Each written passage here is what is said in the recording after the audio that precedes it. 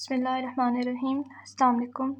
आज के इस वीडियो में हम एक्सरसाइजेस सॉल्व करेंगे। सबसे पहले है exercise 3-1। In the blank space beside each adjusting entry enter the letter of the explanation A through F that most closely describes the entry. A से लेकर एफ तक हमें कुछ एक्सप्लेनेशंस दी हुई हैं और हमने इनको फिल करना है यहाँ पर। तो हम 1 बाय 1 एंट्रीज़ को पढ़ेंगे। सबसे पहले है सैलरीज एक्सपेंस 13,280। उसके बाद है सैलरीज पेएबल 13,280। इसका मतलब है कि हमारे एम्प्लॉयज़ ने हमारे लिए काम किया है लेकिन अभी हमने उनको सैलरी नहीं दी, क्योंकि सैलरीज पेएबल हमारी लाइबिलिटी और लाइबिलिटी क्रेडिट है। तो ये आ जाएगा to record accrued salaries expense. Accrued salaries वो होती हैं जो अभी हमने पे करनी हो, तो इधर हम बी लिखेंगे। नेक्स्ट है इंटरेस्ट एक्सपेंस जो कि है 2,208 और इंटरेस्ट पेएबल जो कि है 2,208। पेएबल लाइबिलिटी है और जब लाइबिलिटी बढ़ रही है इसका मतलब है कि हमने अभी पेमेंट देनी है, और ये इंटरेस्ट से रिलेटेड है तो ये आ जाएगा to record accrued interest expense, इसीलिए हम 2 में ई लिखेंगे। नेक्स्ट है इंश्योरेंस एक्सपेंस और उसमें प्रीपेड इंश्योरेंस को हमने क्रेडिट किया। प्रीपेड इंश्योरेंस हमारा एसेट होता है, इसका मतलब है कि हमने इंश्योरेंस परचेज जो की थी वो हमने इस्तेमाल कर लिया है, तो इसमें आ जाएगा to record this period's use of a prepaid expense. हमने वो एक्सपेंस यूज़ कर लिया है जिसकी पेमेंट हमने पहले की थी, इसीलिए 3 के साथ हमने सी लिखना है। नेक्स्ट है अर्न प्रोफेशनल फ़ीस और उसके बाद है प्रोफेशनल फ़ीस अर्न जिसको हमने क्रेडिट किया है। अब इसका क्या मतलब है कि हमें रेवेन्यू पहले मिल गया था लेकिन हमने अभी सर्विसेज प्रोवाइड नहीं की थी और अब हमने वो सर्विसेज प्रोवाइड कर दी हैं, तो इसको हम लिखेंगे to record the earning of a previously unearned income. हमने उस इनकम को अब रिकॉर्ड करना है जो हमने पहले अर्न नहीं की थी लेकिन अब हमने अर्न कर ली है, तो 4 में एफ आएगा। नेक्स्ट है इंटरेस्ट रिसीवेबल। इंटरेस्ट रिसीवेबल को हमने डेबिट किया है और इंटरेस्ट रेवेन्यू को हमने क्रेडिट किया है। इसका मतलब है कि अभी हमने इंटरेस्ट रिसीव करना है, तो इसलिए इसकी जगह हम लिखेंगे to record accrued interest revenue, तो 5 में हम डी लिखेंगे। नेक्स्ट है डेप्रिसिएशन एक्सपेंस को हमने डेबिट किया है और एक्यूमुलेटेड डेप्रिसिएशन को हमने क्रेडिट किया है, तो इसको हम लिखेंगे to record this period's depreciation expense. 6 की जगह ए आ जाएगा। नेक्स्ट क्वेश्चन है 3-2। For each of the following separate cases, prepare adjusting entries required for financial statements for the year ended or date of December 31, 2005. Assume that prepaid expenses are initially recorded in asset and the fees collected in advance of work are initially recorded as liabilities. हमें ए से लेकर जी तक कुछ transactions दी हुई हैं और हमने इनके जर्नल बनाना है एक एक ट्रांजेक्शन का। सबसे पहले हम देखते हैं कि हम लिखेंगे 3-2।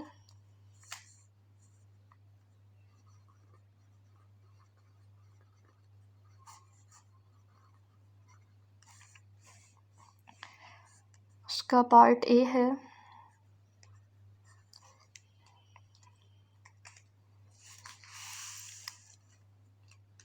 One third of the work related to 30,000 cash received in advance is performed this period. हमने 30,000 का जो कैश एडवांस में रिसीव किया था हमने उसका काम कर दिया लेकिन पूरे 30,000 का नहीं किया, अभी हमने सिर्फ 10,000 का काम किया क्योंकि इधर लिखा हुआ है 1/3 of the work is done. तो इसको हम कैसे रिकॉर्ड करेंगे कि हमारा जो अनअर्न्ड रेवेन्यू था 30,000, अब उसमें से 10,000 हमने अर्न कर लिया, इसका ये मतलब है। इसको हम लिखेंगे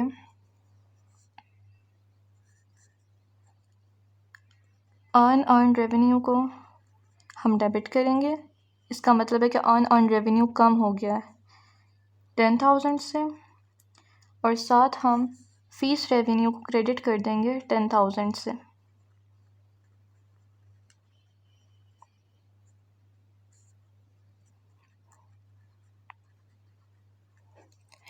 उसके बाद नेक्स्ट आ जाएगा wages of 9,000 are earn by workers but not paid as of December 31, 2005।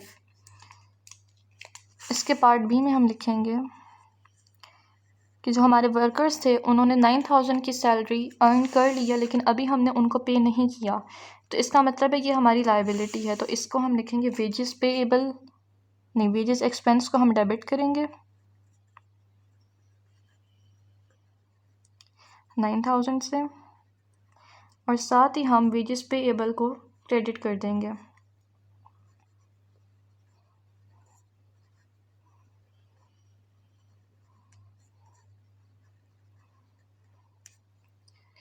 Next है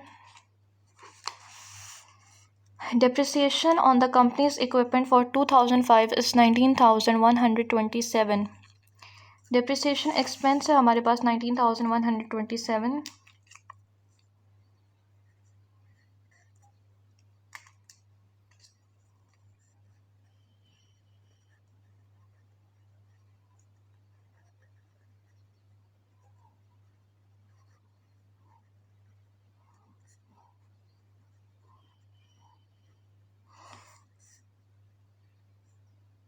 और accumulated depreciation को हम क्रेडिट करेंगे.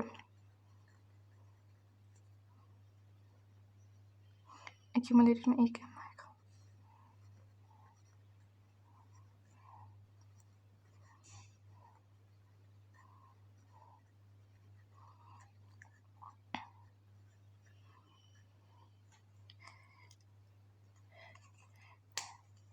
नेक्स्ट है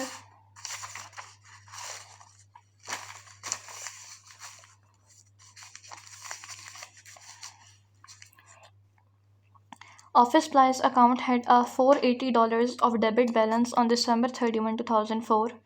During 2005, 5,349 of office supplies is purchased. A physical count of supplies at December 31, 2005 shows $587 of supplies available. इसका मतलब है कि हमारे पास पहले supplies मौजूद थी 480 की, फिर हमने परचेज़ की 5,349 की. तो इन दोनों का हम सम करेंगे. 480 प्लस 5349 ये बन जाता है 5829. इसको हम इधर लिखेंगे. 480 प्लस 5349. इसमें से हमने कितने माइनस करने हैं कि हमारे पास आखिर में 587 रह गए हैं. 587 हमारे पास बचे हैं आखिर में. इधर हम लिखेंगे इज इक्वल 587. अब हमने ये बताना है कि हमने कितने यूज़ कर लिए हैं. तो हम क्या करेंगे कि 5829 में से हम 587 माइनस करेंगे. हमारे पास आ जाता है 5242. इसका मतलब है कि 5242 की सप्लाईज हमने यूज़ कर लिए हैं. और अब हमने रिकॉर्ड करना है उन सप्लाईज को जो हमने यूज़ कर लिए हैं. सप्लाईज एक्सपेंस में हम लिखेंगे 5242.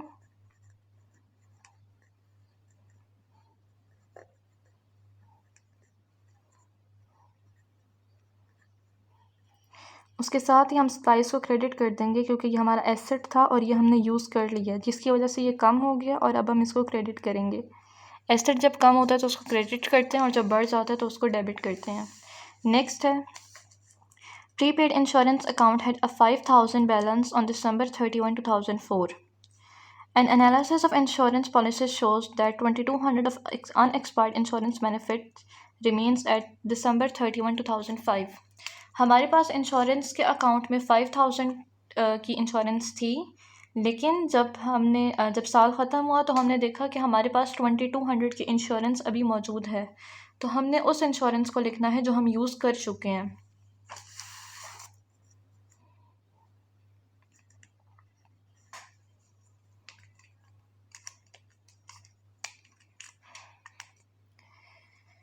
तो इसमें हम लिखेंगे इंश्योरेंस एक्सपेंस को हम डेबिट करेंगे और साथ प्रीपेड इंश्योरेंस को क्रेडिट करेंगे.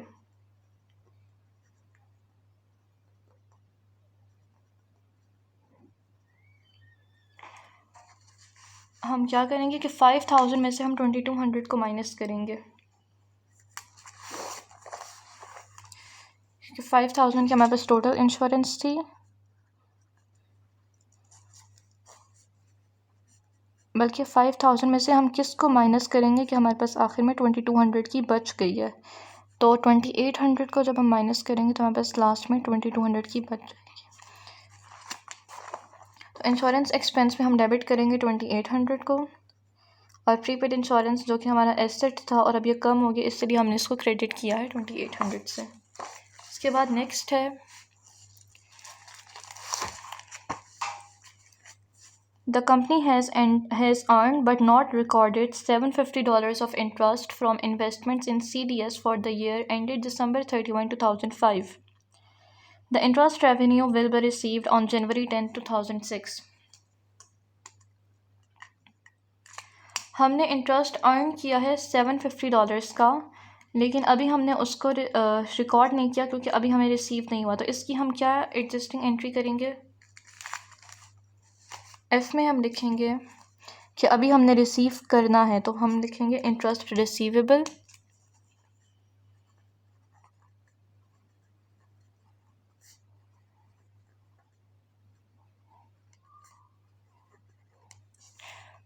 जो कि है 750, उसको हम डेबिट करेंगे और साथ हम क्रेडिट में लिखेंगे इंटरेस्ट रेवेन्यू।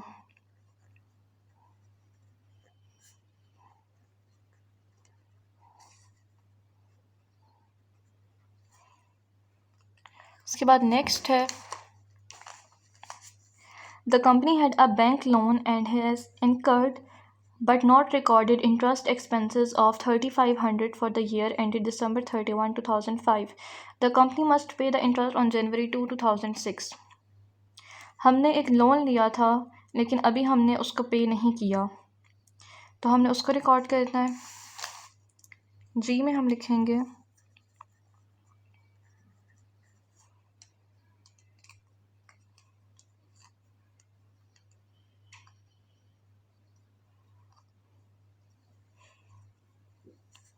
Interest expense. हमारे पास कितना है? 3,500, और अभी हमने ये पे करना है, तो ये हमारी लायबिलिटी है, तो इधर हम लिखेंगे interest payable.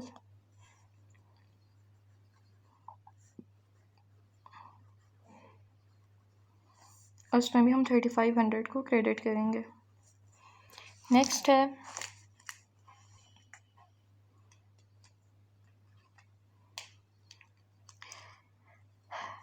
Exercise 3-3, prepare adjusting journal entries for the year ended or date of December 31, 2005 for each of these separate situations. Assume that prepaid expenses are initially recorded in asset account. Also assume that fees collected in advance of work are initially recorded as liabilities. ए से लेकर F तक हमें कुछ transactions दी हुई हैं और हमने उनको रिकॉर्ड करना है। सबसे पहले है depreciation on company's equipment for 2005 is computed to be 16,000। तो इधर हम लिखेंगे एक्सरसाइज 3-3।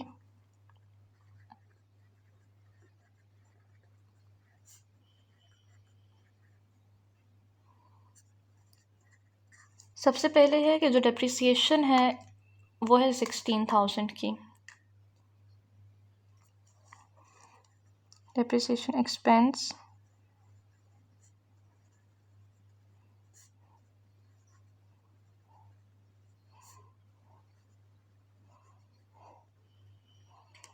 ये है 16,000 की, और एक्यूमुलेटेड डेप्रिसिएशन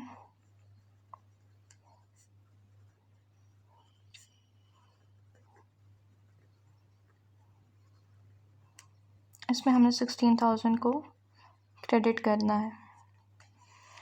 नेक्स्ट है, the prepaid insurance account had 7,000 debit balance at December 31, 2005 before adjusting for the cost of any expired coverage.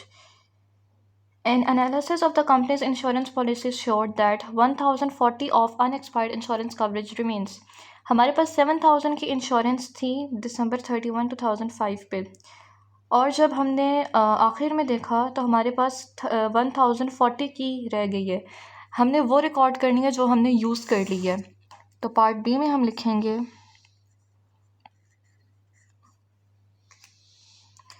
Insurance expense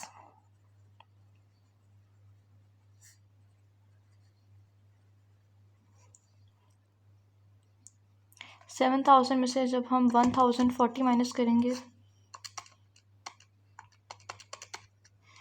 5,960, इसको हम डेबिट करेंगे और साथ हम प्रीपेड इंश्योरेंस जो कि एसेट है इसको हम क्रेडिट कर देंगे क्योंकि हमने इसको यूज़ कर लिया है।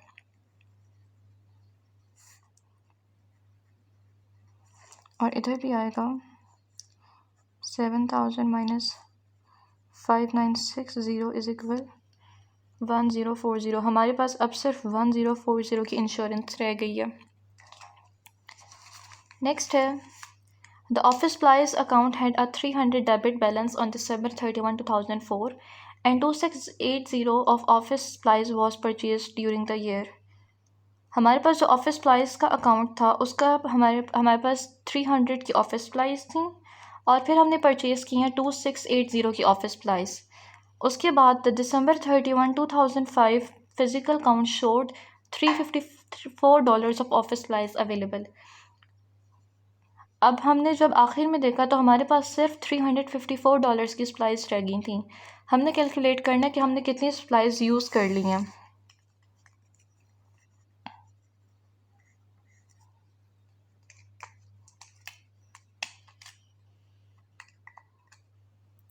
इधर हम लिखेंगे 300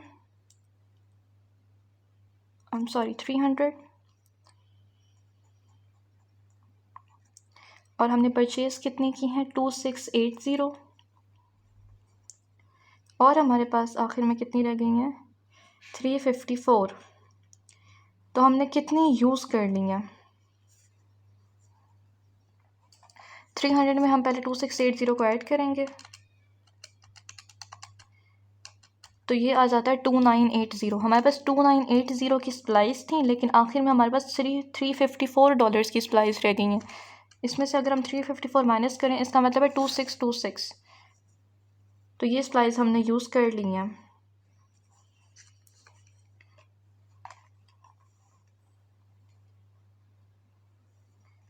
तो हम इसको रिकॉर्ड कैसे करेंगे कि हम डेबिट कर देंगे ऑफिस सप्लाइज एक्सपेंस को।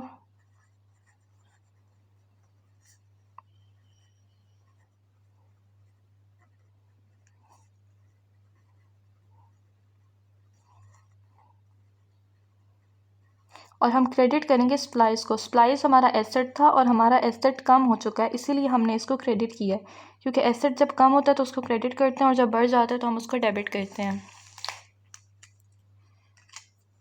नेक्स्ट है transaction D. 1/2 of the work related to 10,000 cash received in advance was performed this period। हमने कैश एडवांस में रिसीव किया था 10,000। अब उसमें से हमने हाफ़ की सर्विसेज दे दी हैं। इसका मतलब है कि हमने हाफ़ कैश अर्न कर लिया है या फिर हमने हाफ़ रेवेन्यू अर्न कर लिया है।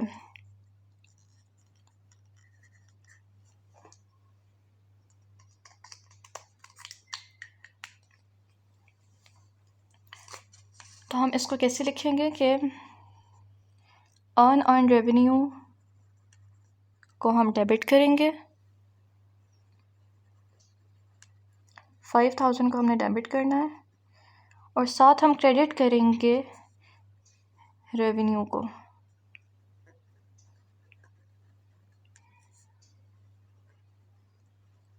$5,000 से, क्योंकि अभी हमने कंप्लीट सर्विसेज नहीं दी, अभी हमने सिर्फ हाफ़ की सर्विसेज दी हैं। नेक्स्ट है the prepaid insurance account had $5,600 of debit balance at December 31, 2005 before adjusting for the cost of an expired coverage. An analysis of insurance policies showed that 4,600 of coverage had expired। हमारे पास पहले insurance थी 5,600 की लेकिन उसमें से 4,600 की expire हो चुकी है। तो अब हम इसको रिकॉर्ड करेंगे।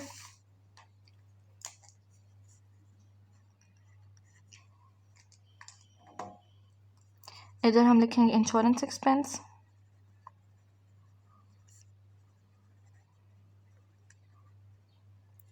जो कि है 4,600, उसको हम डेबिट करेंगे और प्रीपेड इंश्योरेंस जो कि हमारा एसेट था और वो अब कम हो गया इसलिए हम उसको क्रेडिट करेंगे।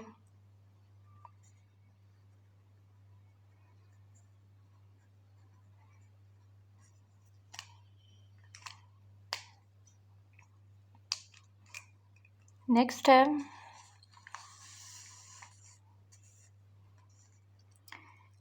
wages expenses of 4,000 have been incurred but are not paid as of December 31, 2005। हमने सैलरीज पे करनी है अपने एम्प्लॉयज़ की लेकिन हमने अभी उनको पे नहीं किया तो हम इसको रिकॉर्ड करेंगे एफ़ में।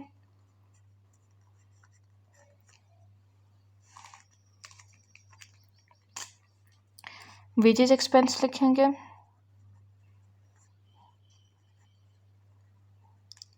जो कि हैं 4000 की, और साथ हम लिखेंगे वेजेस पेएबल, जो हैं 4000 की।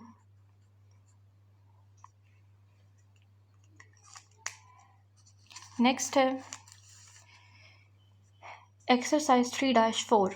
उसमें है Pablo Management has 5 part-time employees, each of whom earns $100 per day.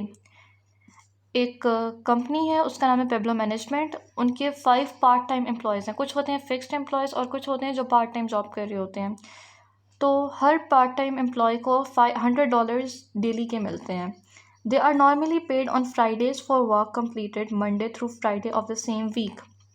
उनको ये पेमेंट डेली नहीं मिलती, बल्कि अगर उन्होंने हफ्ते के 5 दिन काम किया है तो उनको फ्राइडे को पेमेंट मिलेगी। अगर मंडे से फ्राइडे तक उन्होंने काम किया तो उनको फ्राइडे को ₹500 दे दिए जाएंगे।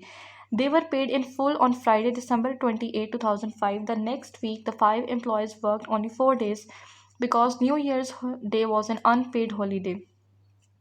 Show Part A, the adjusting entry that would be recorded on Monday, December 31, 2005, and the journal entry that would be made to record payment of employees' wages on January 4, 2006. अब हमने क्या करना है, हमने पहले तो एडजस्टिंग एंट्री बनानी है जो हम मंडे दिसंबर 31, 2005 को रिकॉर्ड करेंगे।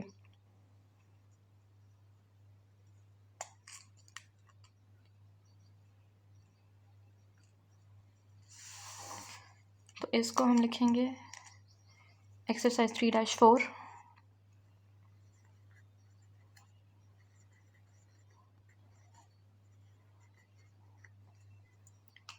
पार्ट ए,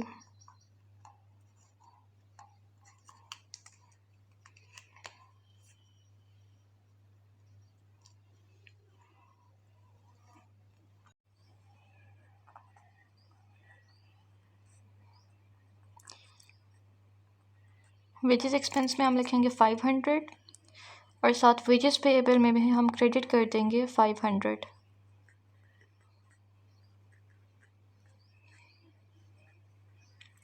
हमसे कहा गया था पार्ट ए में the adjusting entry that would be recorded on Monday December 31, 2005। हमने सिर्फ मंडे की एंट्री रिकॉर्ड करनी है। तो 5 एम्प्लॉयज़ थे और हर एक को ₹100 पर डे के हिसाब से पेमेंट दी जाती है। तो जब हम 5 को 100 से मल्टीप्लाई करेंगे, मल्टीप्लाई बाई 100, तो ये बन जाएगा 500। तो इसीलिए हमने वेजेस एक्सपेंस में 500 लिखा है और वेजेस पेएबल को हमने क्रेडिट किया क्योंकि हमारी लायबिलिटी है। नेक्स्ट है part B, the journal entry that would be made to record payment of the employees wages on Friday January 4, 2006। हमने वो जर्नल एंट्री रिकॉर्ड करनी है जो हम फ्राइडे को बनाएंगे। तो उसके लिए हम पहले देखते हैं कि हमारे पास मेंशन है the 5 employees worked only 4 days. तो हमने सिर्फ 4 डेज़ की पेमेंट लिखनी है। तो मंडे की हमने पहले ही रिकॉर्ड कर ली है कि 500 है। तो पार्ट बी में जब हम 4 दिन की बाकी लिखेंगे तो उसमें आएगा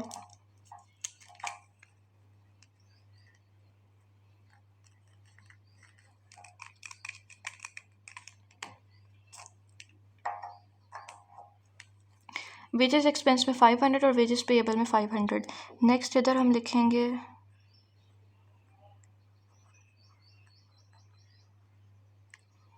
वेजेस एक्सपेंस 1500 हमने इसलिए लिखा है कि मंडे की हम पहले रिकॉर्ड कर चुके हैं और एक दिन उन्होंने काम नहीं किया। इसका मतलब है कि 2 दिन की हमने रिकॉर्ड नहीं करनी, हमने 3 दिनों की रिकॉर्ड करनी है, वेडनेसडे, थर्सडे और फ्राइडे।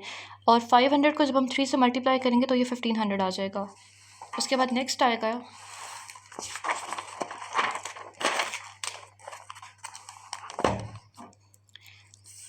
Wages payable. इसको भी अब हम डेबिट कर देंगे।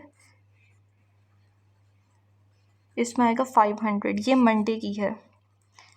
तो 1500 प्लस 500 2000 बनता है। 2000 को हम क्रेडिट करेंगे और साथ हम कैश को क्रेडिट कर देंगे क्योंकि हमने कैश पे कर दिया है। उसके बाद नेक्स्ट क्वेश्चन है exercise 3-5, determine the missing amounts in each of these 4 separate situations A through D. A से लेकर डी तक हमें कुछ सिचुएशंस दी हुई हैं, हमने आइडेंटिफाई करना है मिसिंग अमाउंट्स को। सबसे पहले हम देखते हैं कि supplies available prior year and. इसका मतलब है जब पिछला साल ख़त्म हुआ था तो हमारे पास कितने की सप्लाईज थी? 3। पार्ट ए में हमारे पास 300 की सप्लाईज थी। उसके बाद है supplies purchased during the current year. हमने इस साल कितनी सप्लाईज खरीदी? हमने 2100 की सप्लाईज परचेज की हैं।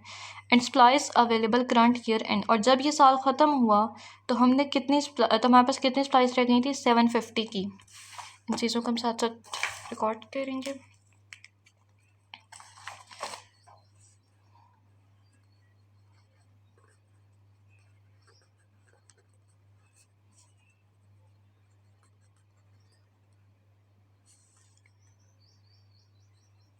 पार्ट ए में हम लिखेंगे कि हमारे पास पहले हैं 300 की सप्लाईज, फिर हमने परचेज़ की हैं 2100 की, इन दोनों को ऐड कर देंगे और आखिर में हमारे पास सप्लाईज रह गई हैं 750 की।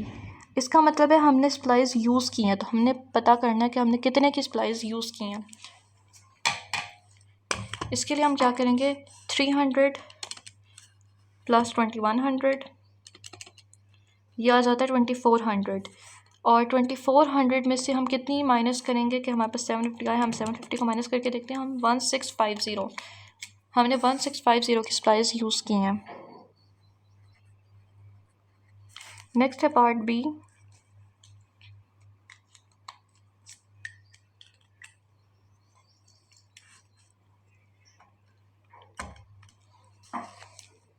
नेक्स्ट है पार्ट बी, उसमें हमने सप्लाईज परचेज, हमारे पास पिछले साल की सप्लाईज थी 1600,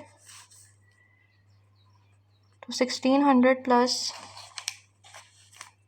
5400 की सप्लाईज हमने परचेज़ की हैं। हम इसमें 5400 ऐड करेंगे। नेक्स्ट हमने माइनस की हैं इसमें से सप्लाईज अवेलेबल, हमने इसमें से 1300 की सप्लाईज यूज़ कर ली हैं। इस क्वेश्चन में हमें दिया हुआ है कि हमने कितने की सप्लाईज यूज़ की हैं, तो हमारे पास आखिर में कितनी सप्लाईज रह जाएंगी? तो उसके लिए हम इनको सॉल्व करेंगे। 1600 प्लस 5400 इज इक्वल, यह आ जाता है 7000, और 7000 में से जब हम 1300 माइनस करेंगे तो यह आ जाता है 5700।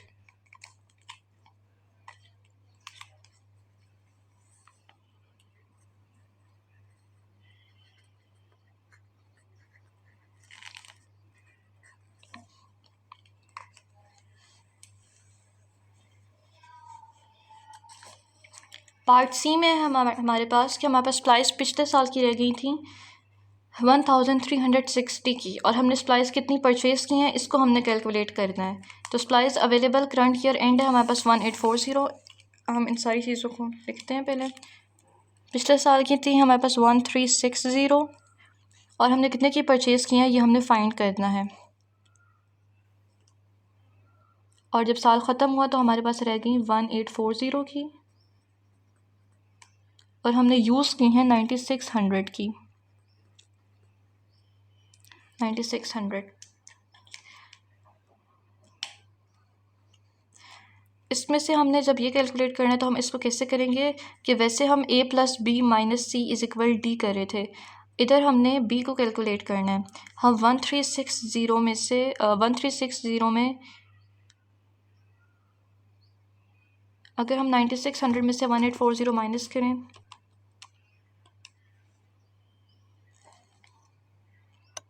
1840 में हम 9600 ऐड करेंगे तो हमारे पास आ जाता है 11440।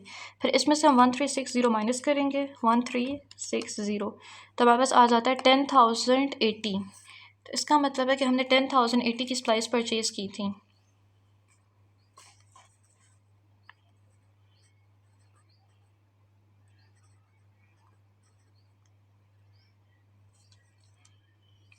एक और ज़ीरो आएगा। इसके बाद लास्ट पार्ट है कि हमें नहीं दिया हुआ कि हमारे पास पिछले साल कितनी सप्लाईज रह गई थी। हमने इस साल ख़रीदी हैं 6000 की, और जब साल ख़त्म हुआ हमारे पास 800 की थी, और हमने सप्लाईज यूज़ की हैं 6575। इन सारी वैल्यूज़ को हम लिख लेते हैं और मिसिंग वन को फाइंड करेंगे।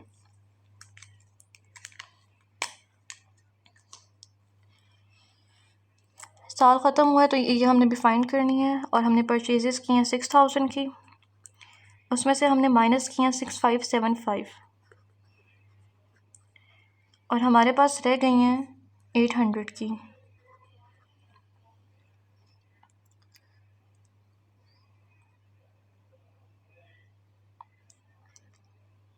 6000 माइनस 6575।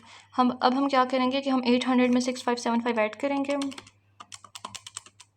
ये आ जाता है 7375 और हम उसमें से माइनस कर देंगे 6000, तो हमारे पास आ जाता है 1375।